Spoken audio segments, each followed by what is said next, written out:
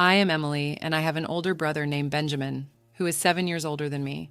Since childhood, Benjamin displayed exceptional academic prowess, excelling from an early age. He graduated from a prestigious high school and university, and naturally, our parents were immensely proud of him. They often spoke about Benjamin's remarkable achievements.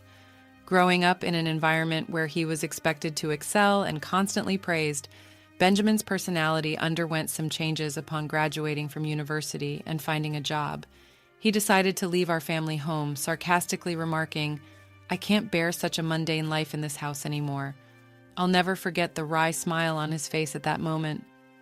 Our parents, visibly surprised and somewhat saddened, recall how cheerful and cherished Benjamin used to be.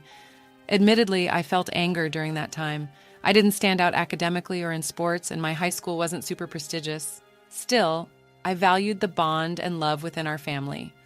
Both Benjamin and I owed our lives to our parents' support, and I wished he felt the same. Throughout my high school years, I realized the warmth and love of a family are precious. Strangely, my brother seemed immune to that love our parents showered us with endless affection. Yet Benjamin perceived them as ordinary people. As a child, he was my hero, handling everything perfectly. He used to care, play, and help me study. However, by the time I was about to graduate high school, he started questioning the value of higher education and dismissed my pursuits. Whenever confronted, he blamed our parents, claiming he became this way because of them. I cried, but my parents reassured me, saying, "Emily, you've grown into a truly kind-hearted person." Encouraged by their kindness, I entered a national university and secured a job at my dream company. By the time I started working, my parents were almost 60 and my brother was already married. Oddly enough, neither my parents nor I had met his wife, despite numerous invitations. He hesitated, citing considerations about introducing her to our family. About half a year into my new life as a working professional, an unexpected event disrupted my routine. During work hours, I received a personal call from my usually aware mother. Concerned, she inquired about my well-being and then dropped the bombshell. "Your father suddenly fell." My heart sank, and I immediately informed my supervisor, rushed to catch a taxi, and hurried to the hospital. My mother had mentioned it along the way. As I made my way to the hospital, my mind was filled with repeated hopes and prayers for my father's well-being. Upon entering the waiting room, a heart-wrenching scene unfolded. My mother, tears streaming down her face, greeted me with visible distress. "What happened, Mom?" I asked, settling beside her with a heavy heart. The morning had started like any other, and the sudden turn of events left me unable to process the unfolding situation. Words poured out of me one after another, seeking answers. After a pause, my mother quietly uttered, "Your father has been diagnosed with cancer." The revelation hit me like a tidal wave, causing time to momentarily stand still. The shock, surprise, and anxiety within me spilled out in my voice as I questioned why. Taking a deep breath, my mother began to speak with a tone laced with sadness. "It's stage 4. The cancer has spread to the bile duct, and they said it's hard to remove it all." Her tears flowed uncontrollably, and I struggled to find words as I listened, grappling with the weight of the news. Seeking a glimmer of hope, I asked, "What treatment will be done next?" My mother nodded somberly, and after a brief pause, the attending physician entered to explain the detailed condition and treatment plan. The reality of my father's illness had surpassed expectations, with confirmed metastasis to other parts. Even if they operated, there was a significant risk, and success couldn't be guaranteed. In the heavy silence of the waiting room, my mother and I held hands, attempting to come to terms with this harsh reality. The doctor's matter-of-fact words emphasized the crucial choices ahead, continuing with chemotherapy or opting for support. In the palliative care ward, the ticking of the clock's second hand seemed to carve through the atmosphere, underscoring the gravity of the situation. Contemplating how to navigate this challenging moment, I suggested involving my brother, Benjamin, in the decision-making process.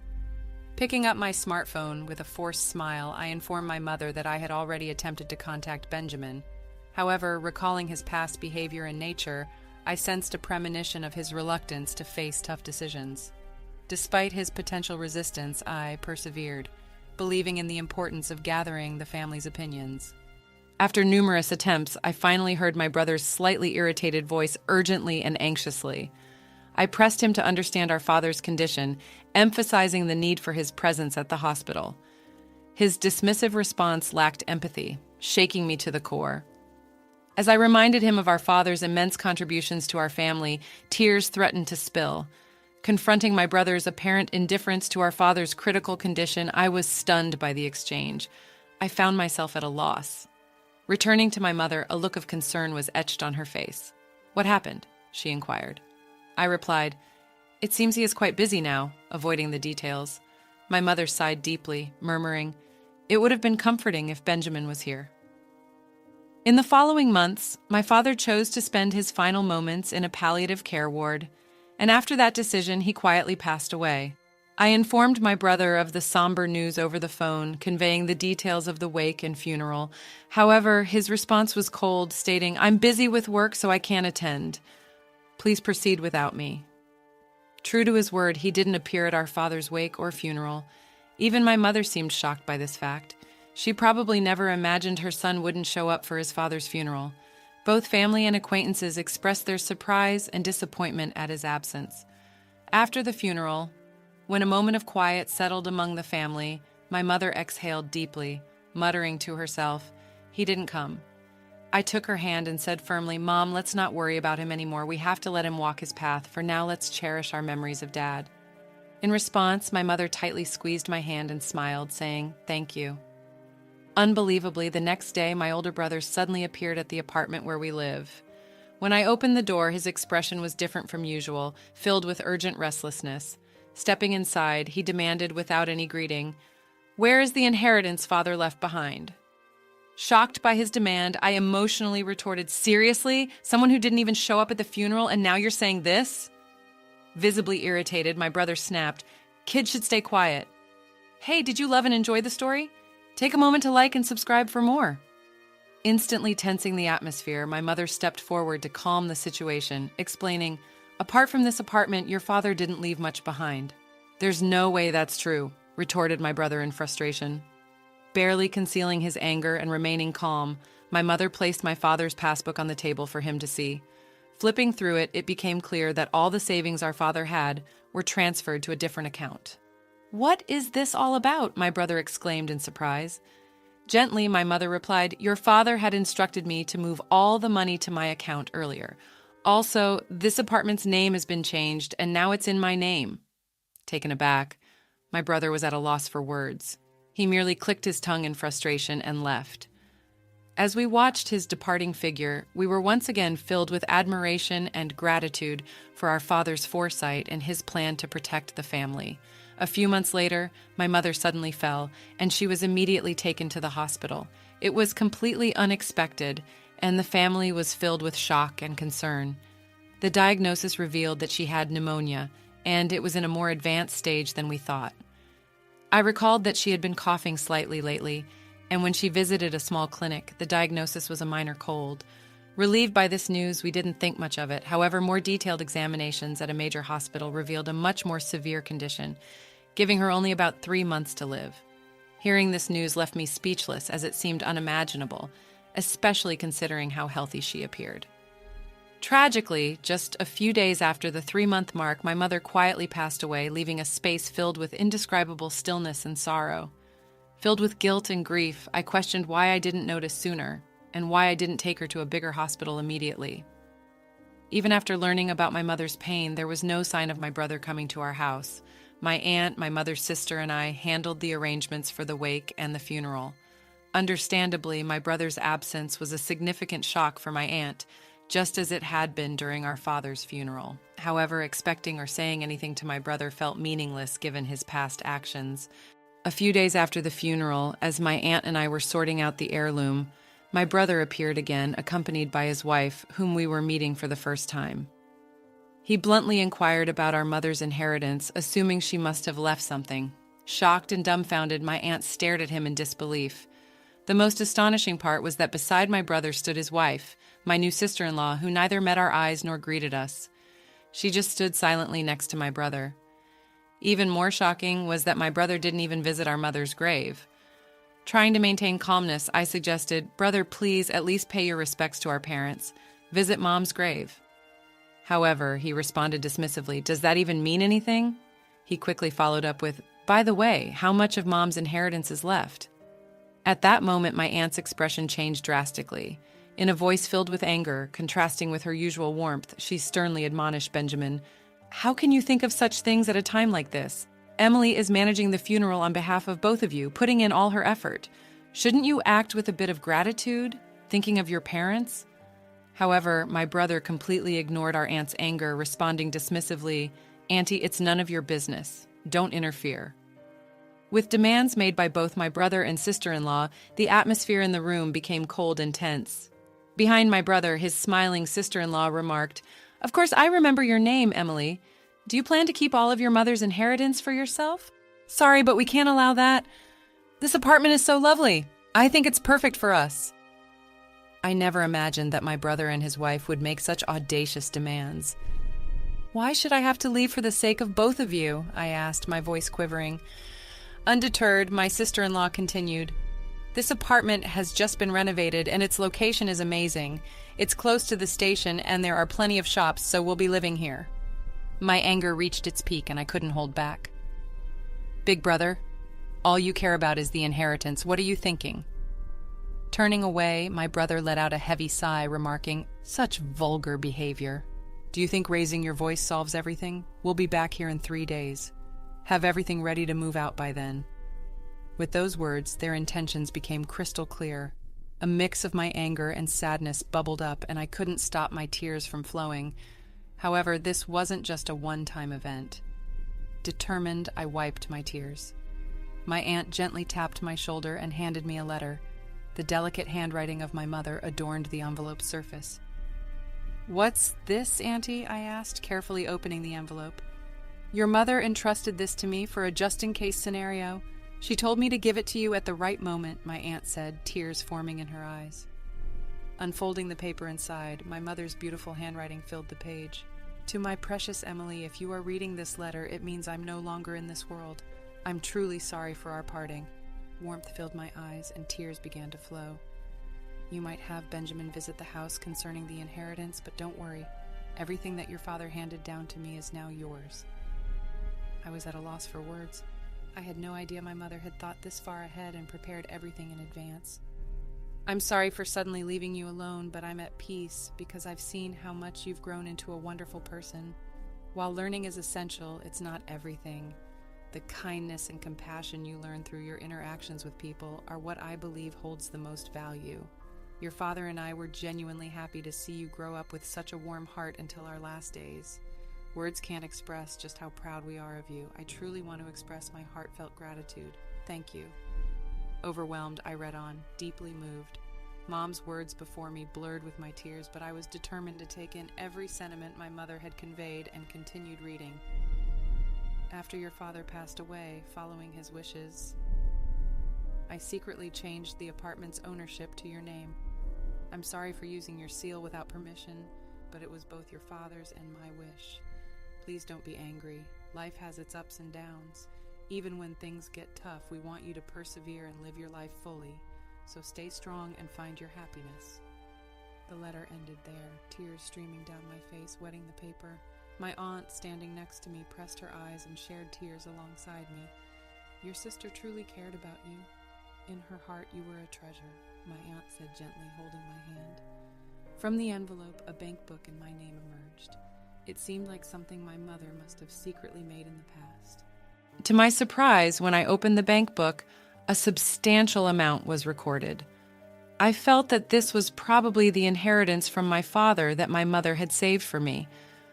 A few days later, my brother and his wife showed up at the house without even knocking on the door. They entered as if it was their own home. "It's time for you to leave, just as promised, right?" my brother sarcastically said as I stood still. My sister-in-law became irritated. "Isn't it your duty to leave quickly?" she said, almost as a command. For a moment, I felt overwhelmed by the atmosphere, but I took a deep breath, looked them straight in the eyes, and said calmly, "Actually, this house is now under my name." With that statement, the room's atmosphere became tense. My brother and his wife looked at each other, exclaiming, "What? What kind of joke is this? I am the eldest son. I should inherit the house, right?" Shaken, my brother said beside him. My sister-in-law stared at me, saying, "This is the first I've heard of this." However, I had decided to state the facts.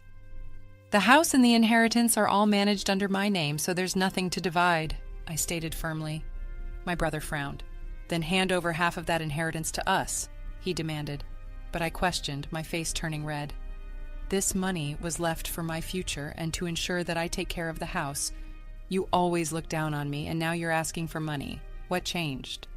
Surprisingly, my sister-in-law exclaimed, "Wait, what is this? This isn't what we were expecting." From what I gathered, my brother recently faced significant trouble at his job and was subsequently fired. Not only that, but he and his wife were moving from one day job to another, seemingly in a tight spot financially. They probably had high hopes for my mother's inheritance and the house, but with my revelation, their expectations were shattered and they began bickering, placing blame on one another. Watching their childish dispute, I thought, what can be gained from all this? To them, I said calmly, "This is my house now. If you make any unnecessary fuss, I'll call the police." Trembling with anger, they reluctantly accepted my words and left. Since then, I've had no contact with them. I deliberately deleted all their contact details and began a new life in this apartment. This apartment is my treasure, filled with memories of my father and mother. Now I have a loving partner by my side. We plan to build a new family in this apartment. He respects my decision and proposes that we take the first step to our new life here. Our future is bright, and I want to pass on the warm love my parents gave me to the children we will have in the future. Did you enjoy the story? We'd love to hear your thoughts. Thanks for watching, and don't forget to leave a comment and subscribe for more content like this.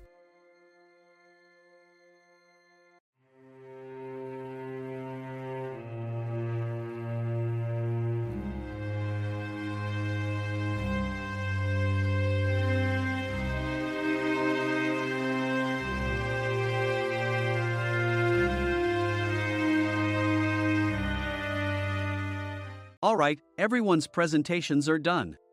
Nick, the manager, said as he tried to move the discussion forward. Excuse me, I haven't. I recently found out something. Nick interrupted me and began to speak. There's apparently someone in this department who didn't graduate high school and is just a part-timer. Meetings should be for employees only. Absolutely right. His lackey, Mike, of course, agreed with Nick. I'm leaving. After leaving the meeting room, I started to shut down my computer. I noticed that an email had arrived, not in my personal inbox, but in the company's shared email. Thinking, there's no point in speaking up, no one will listen, I went home quietly. The next day, I heard a commotion from Nick's desk. He was staring at his computer screen, his face pale. Nick? Is something wrong? Mike looked at the screen with him. And he turned even paler than Nick. Why is he so angry?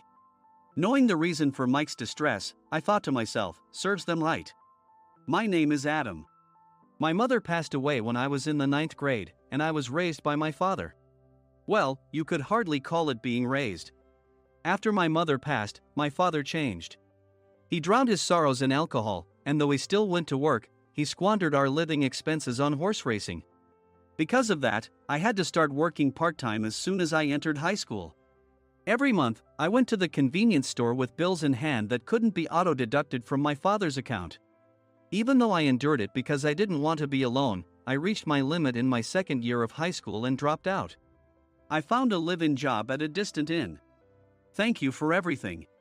The day I left home, my father, still staring at the TV, spoke. Take care. That was our last conversation. Back then, 18 wasn't the age of majority, so I needed my father's permission to work, and I couldn't hide my place of employment. Yet, my father never visited me even once. I kept working just to survive, and before I knew it, I was 42. Years of hard work paid off, and I was transferred to the headquarters. I was thrilled to be recognized by the company, as I thought I'd be working in the field until retirement due to my lack of formal education. Listen up. Our work can change the future of our employees. Don't drag us down. On my first day after the transfer, Nick, dressed in an expensive suit, spoke sternly. There was a reason for this. Our inn was located in a prominent tourist destination, known so well that everyone in the state could sing its commercial jingle. At its peak, we had 5 locations within the state. but that was long ago.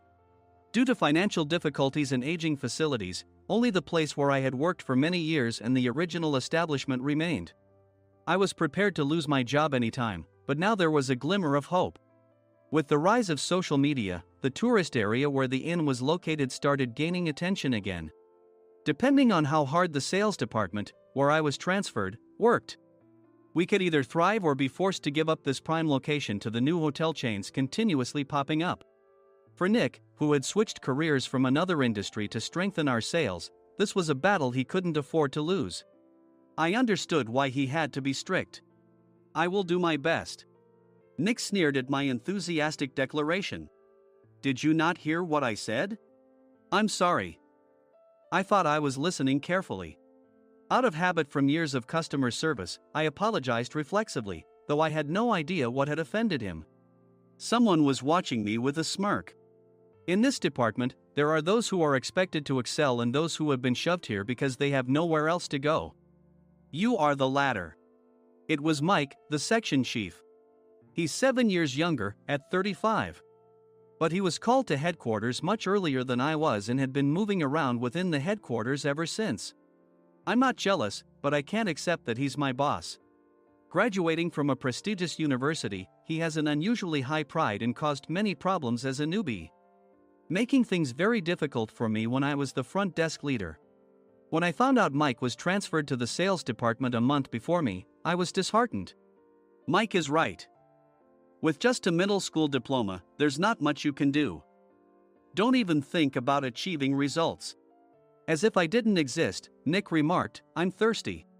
Mike eagerly ran to the coffee maker. It seems Mike is Nick's lackey.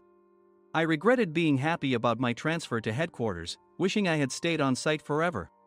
Send a direct mail to every company on this list by the end of the day. Nick only assigned me tasks that even a new graduate could handle. What? There are over 1,000 companies. You want me to send to all of them by today? Yes, if you and your fellow misfits split the work, even those with nowhere else to go should finish by today. I glanced at the employees typing away expressionlessly. They were worn out from customer service, only thinking about leaving on time, or were women reassigned after having children, with zero motivation for work. Even Sam, a new graduate from the same university as Mike, who was supposed to be among the expected achievers, had no enthusiasm for the job, having joined the company wanting to do customer service. "I don't care what they say, I plan to quit any time," he said. Only Nick and Mike were highly motivated, making all the decisions between the two of them. I originally only wanted to work at the inn to survive and had no particular attachment to this job. I swallowed my words, thinking I had no right to reprimand them. About a month after the transfer, Nick told us with a frustrated look. "To commemorate the 50th anniversary, we've decided to create a plan exclusive for one group per day. Originally, Mike and I were supposed to come up with it, but our president, Mr. Thompson, insists on hearing everyone's opinions. So, you all get a chance." As Nick explained, Mike began handing out prints. Make sure not to embarrass Nick. If your ideas are half-baked, you'll have to redo them. It seemed that they had printed his handwritten notes by Mr. Thompson, which included several questions and a section for free responses. It made sense why Nick had to seek our input, given that all responses had to be submitted to Mr. Thompson.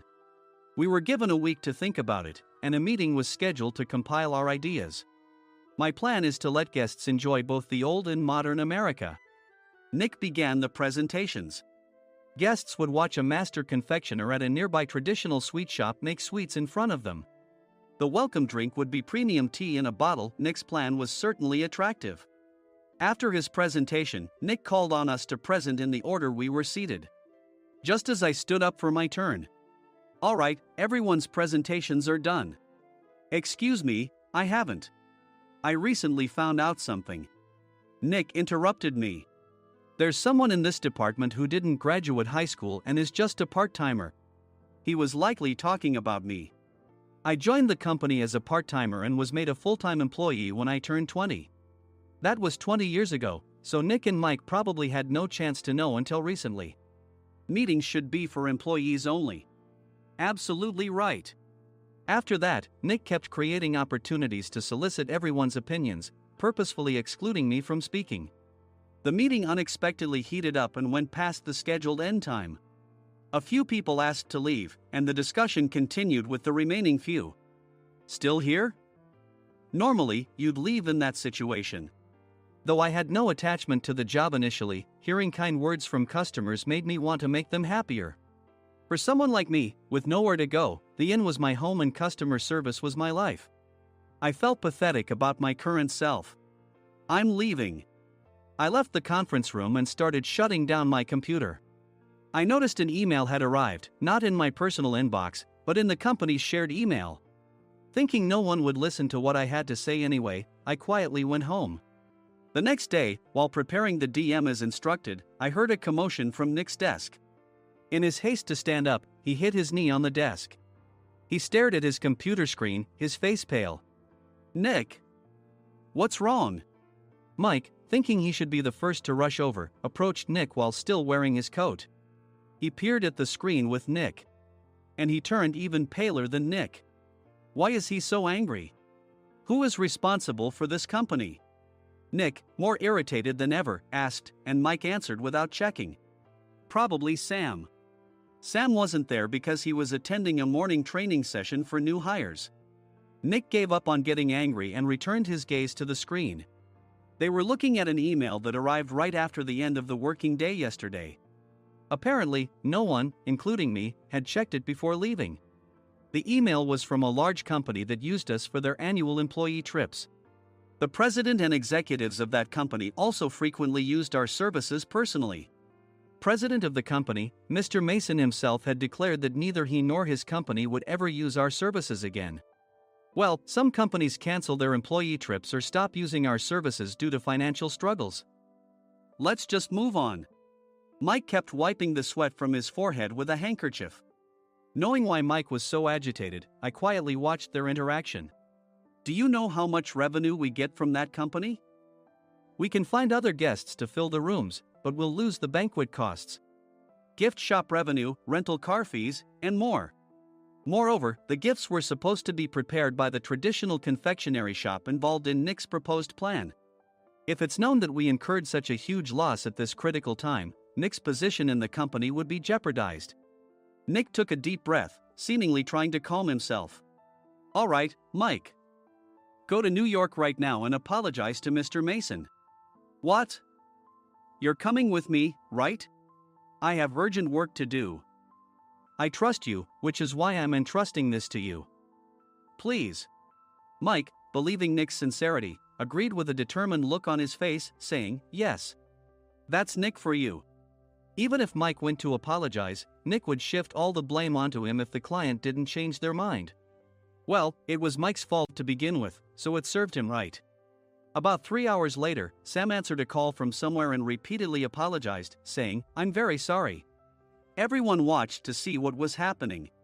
After ending the call, he informed Nick with a weary tone.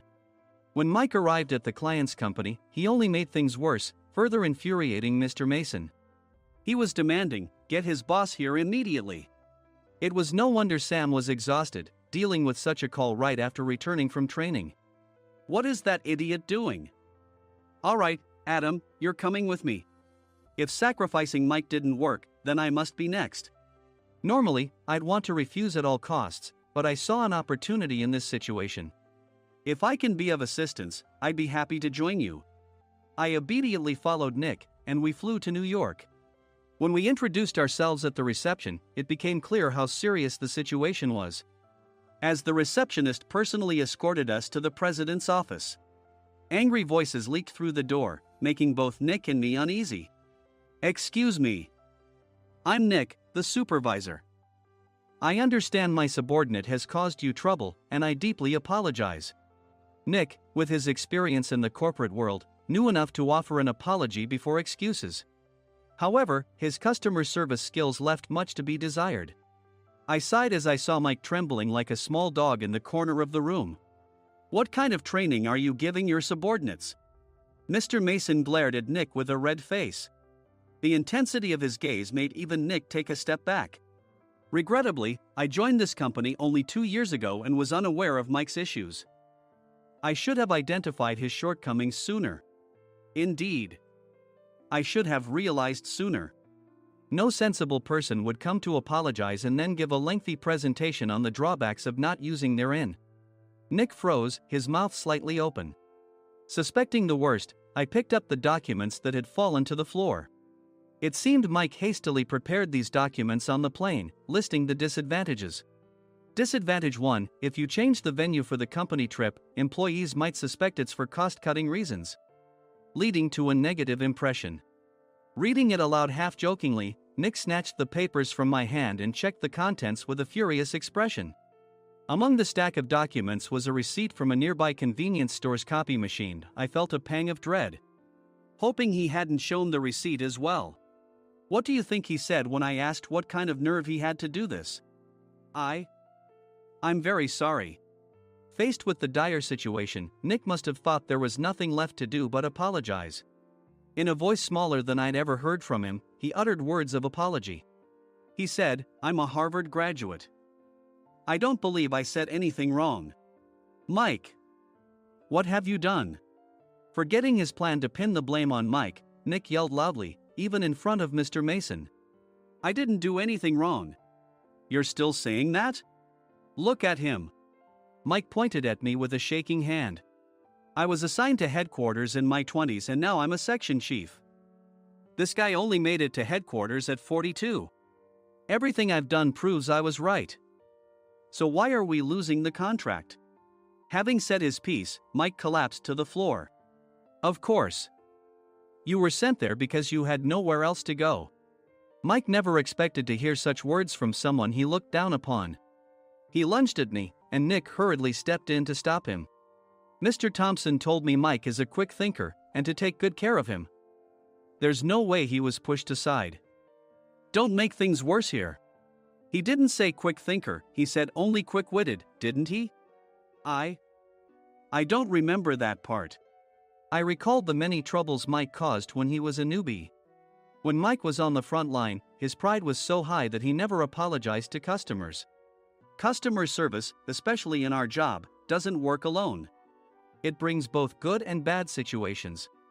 If the front staff or housekeepers made mistakes, or the cleaning company didn't properly clean a room, one had to apologize to the customers regardless of personal fault. Mike, in such situations, would never apologize, insisting he wasn't at fault. This often angered customers, and as the front desk leader, I frequently had to apologize on his behalf.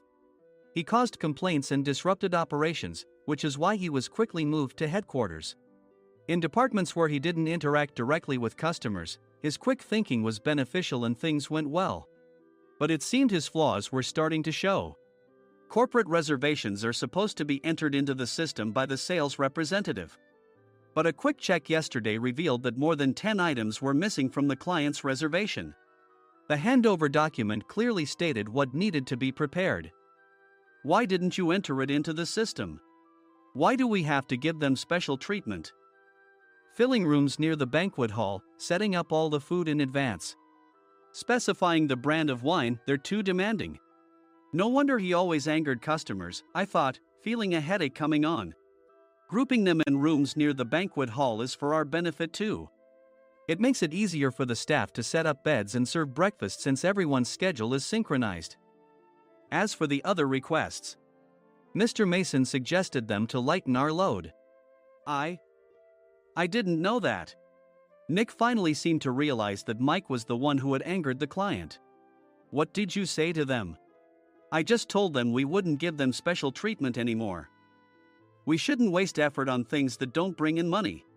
I was utterly exasperated at his lack of understanding of customer service. Of course, we shouldn't comply with unreasonable demands. But carrying over successful practices from past stays makes customers feel remembered and enhances their experience. Good memories encourage repeat visits. That's part of our job. I looked down at Mike, who was sitting on the floor. In our job, nothing is a waste. Mr. Thompson likely moved you to the sales department, hoping you'd finally understand this. How do you think he feels now that you've failed to meet his expectations? Mike, tears in his eyes, fled the president's office. I was amazed he still hadn't apologized. You have it tough, Adam. It's okay, We're all employees of the same company. I deeply apologize for this disrespectful incident, especially after all the care you've shown us. If it weren't for you, Adam, I really would have stopped staying here. When I heard you were moving to the sales department, I was willing to reconsider if you handled it." Seeing us talk so amicably, Nick's face contorted. "Do you two know each other?" "Adam's service is excellent. I always requested him specifically. Normally, we don't accept specific staff requests, but we made an exception for Mr. Mason, adjusting my shifts accordingly. He had personally stayed at our hotel just before my transfer, and during casual conversation, I mentioned, 'I'm moving to the sales department soon.' If I hadn't told him then, things could have been much worse. Please continue to take care of us. I look forward to it." On the return flight, Nick awkwardly offered me a can of beer. "It's still working hours." Of course, I had no intention of forgiving him for a single beer. Nick might try to pin everything on Mike and avoid any consequences. While pondering this, a startling fact came to light. "Nick, the tea bottles for the plan have arrived." I handed Nick a bottle labeled with our inn's name. "They look good." "What are you talking about?" "These are plastic bottles. I had assumed we would use the trendy, high-end bottling tea. But what arrived were ordinary plastic bottles of tea with customized labels. The only unique aspect was the label, which had the inn's name, making it look customized. Upon further investigation, I discovered that a substantial amount of money was set to be paid to the tea company. It was priced like bottling tea. Does this plastic bottle really cost $100 each? The tea inside is specially blended for us. The extra cost is for that. Wouldn't it be better to use another tea company? Or is there a specific reason we must use this one?" As Nick continued to make excuses, I showed him a printed email. I informed the tea company's president, Mr. Mitchell, that we discovered irregular payments and he confessed. He said you two were high school classmates and planned to split the extra money. That idiot. Why did he confess? That's not important. You should worry about yourself. This could turn into a police matter. Opening the bottle cap, I suggested. How about calming down with this tea? It supposedly has a relaxing effect. Nick drank the tea frantically. In the following days, decisions were made about their fates. Mike was reassigned to the General Affairs Department, with no chance of transfer or promotion, as per Mr. Thompson's orders. As for Nick, since the payment to the tea company hadn't yet been made, he narrowly avoided legal trouble.